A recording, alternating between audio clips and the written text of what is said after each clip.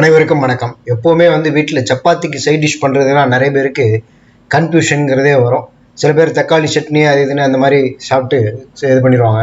இன்றைக்கி நம்ம வீட்டில் எல்லாருக்குமே பிடிச்ச மாதிரி, அதாவது ஒரு உருளைக்கிழங்கு வச்சு, ஒரு மூக்கடலையும் வச்சு, சன்னா வச்சு ஒரு கறி பண்ண போகிறோம். இது சப்பாத்திக்கு தொட்டுக்கிறதுக்கு செம்ம டேஸ்ட்டாக இருக்கும். முதல்ல ப்ரௌன் மூக்கடலையை நம்ம என்ன பண்ணுறோம், ஒரு சின்ன குக்கரில் ஒரு டம்ளர் அளவுக்கு போட்டு அதில் உப்பும் போட்டு கொஞ்சம் தண்ணி ஊற்றி அதை நான் இப்போ வேக வைக்கிறேன். ஒரு 3-4 விசில் போட்டு அதை ரிலீஸ் பண்ணி எடுங்க. அதுக்கு முன்னாடி 6 ஹவர்ஸ் முன்னாடியே இந்த மூக்கடலையை நம்ம ஊற வச்சுக்கணும். அப்போ தான் வேகும் சீக்கிரமாக. அதே சைமில்டேனியஸாக பக்கத்தில் இன்னொரு குக்கரில் ஒரு 5-6 உருளைக்கிழங்கு நாம் தண்ணி ஊற்றி குக்கரில் போட்டு வேக வைக்கணும். அது ஒரு விசில் விட்டால் போதும்.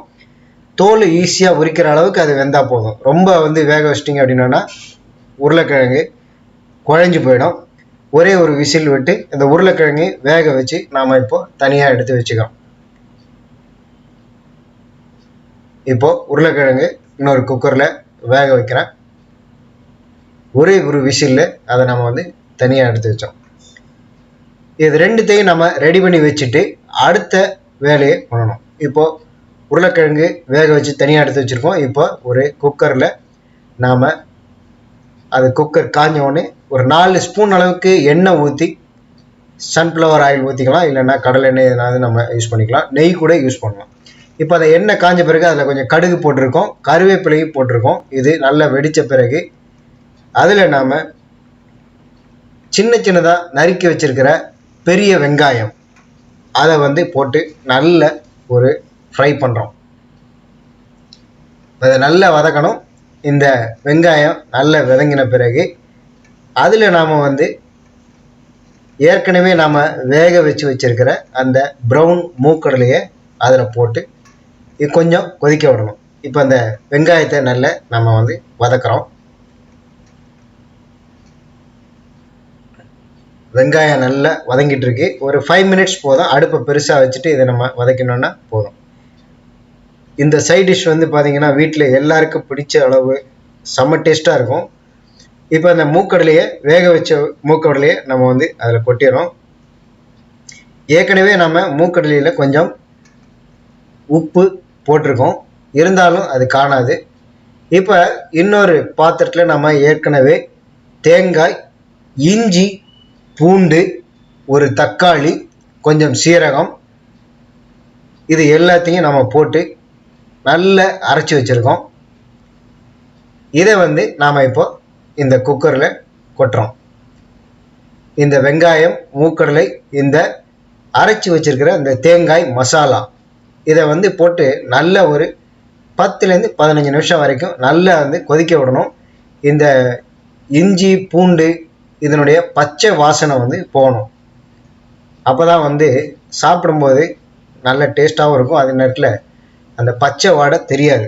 அதனால் இதை முதல்ல நம்ம போட்டு நல்லா கொதிக்க வச்சிடும். இப்போ ஒரு 1/4 ஸ்பூன் அளவுக்கு அதில் மஞ்சள் தூள் போடுறேன். இப்போது தேவையான அளவு உப்பு, ஒரு 1.5 ஸ்பூன் அளவுக்கு உப்பு நம்ம போட்டுக்கிறோம்.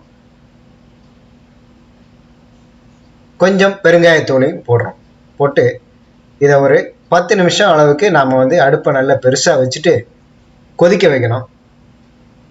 அது நல்லா கொதிக்கணும், அந்த பச்சை வாடை போகணும். நான் ஏற்கனவே சொன்ன மாதிரி இப்போ நம்ம உருளைக்கிழங்கு நம்ம ஏற்கனவே உரித்து தனியாக வச்சுருக்கோம். அதை நல்லா ஸ்மாஷ் பண்ணிடுங்க. இந்த உருளைக்கிழங்கு ஒரு விசில் விட்டு எடுத்திங்கனாலே அது நல்ல தோல்லாம் ஈஸியாக உறிஞ்சி வந்துடும். இதை நல்லா ஸ்மாஷ் பண்ணிவிட்டு இந்த உருளைக்கிழங்கை அப்படியே நாம் என்ன பண்ணுறோம், இந்த கொதிச்சிட்ருக்கிற அந்த மசாலாவில் அப்படியே நாம் கொட்டிடுறோம். அந்த உருளைக்கிழங்கு இதில் சேர்ந்து நல்லா கொதிக்கணும். ஏற்கனவே நாம் அதில் இந்த தேங்காய் விழுதில் மிளகாய் வத்தல், சீரகம், தக்காளி, இஞ்சி, பூண்டு எல்லாம் போட்டு நம்ம அரைச்சி வச்சுருக்கோம். அதனால் காரம் இதுலேயும் நல்ல காரமாகவும் இருக்கும். சப்பாத்திக்கு தொட்டுக்கிறதுக்கு செம்ம சைட் டிஷ்ஷு. வீட்டில் எல்லாருக்குமே இந்த சைட் டிஷ் பிடிக்கும். இப்போ ஆல்மோஸ்ட் இந்த டிஷ் முடிகிற ஸ்டேஜில் இருக்குது. இதில் நாம் கொஞ்சம் கொத்தமல்லி இலையை பிச்சு அதில் கடைசியில் இந்த டிஷ் முடியும் போது அதில் போட்டு நாம் இறக்கி வச்சிடறோம். இந்த இது வந்து சாப்பிட்றதுக்கு ரெடி ஆகிடுச்சு. வீட்டில் சப்பாத்தி பூரி இந்த மாதிரி பண்ணிங்க அப்படின்னா இதை வந்து நாம் சைட் டிஷ்ஷாக தயார் பண்ணலாம். வீட்டில் எல்லாருக்குமே பிடிச்ச ஒரு சைட் டிஷ். பர்டிகுலராக உருளைக்கிழங்கு சேர்த்தாலே எல்லாருக்குமே பிடிக்கும். உருளைக்கிழங்கு அதாவது ஆலு சென்னா கறி சப்பாத்திக்கு பெஸ்ட் சைட் டிஷ். இது நல்ல டேஸ்ட்டாக இருக்கும். இதை வந்து நம்ம சாத்துக்கும் தொட்டுக்கிறதுக்கு சைட் டிஷ்ஷாக யூஸ் பண்ணிக்கலாம். இதே போல் நீங்களும் உங்கள் வீட்டில் செய்து பார்த்துட்டு நம்ம வீடியோ பதிவு கீழே உங்கள் கமெண்ட்டு தெரிவிங்க. வீடியோ பிடிச்சிருந்ததுன்னா லைக் பண்ணுங்கள், எல்லாருக்கும் ஷேர் பண்ணுங்கள், மறக்காமல் நம்ம சேனலுக்கு சப்ஸ்கிரைப் பண்ணுங்கள். இது PS இன் கிச்சன் யூடியூப் சேனல். நன்றி. மீண்டும் அடுத்த ஒரு வீடியோ பதிவில் சந்திக்கிறேன்.